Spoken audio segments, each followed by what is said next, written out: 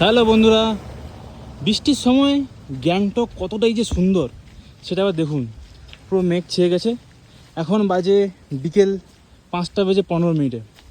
আমরা একটু রোববার ঘুম থেকে উঠে একটু হাঁটতে বেরিয়েছি।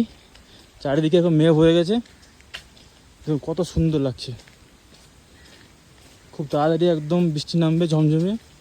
আর বৃষ্টি আসার আগের মুহূর্তটা দেখুন কত সুন্দর, একদম মেঘ হয়ে গেছে। আর এদিকে ঘরবাড়ি চলছে বানানো। পাহাড়ে ঘরবাড়ি বানানোর আগে কীরকম ঘরবাড়ি বানায় সেটা দেখাবো আপনাদের আজকে।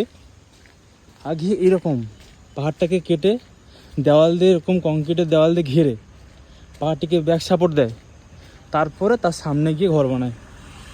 এরকম করেই পাহাড়ে ঘর বানানো হয়। না, এটা ল্যান্ডস্লাইড হয়ে কেউ ভুল করবেন না, এখানে ঘর বানানো চলছে।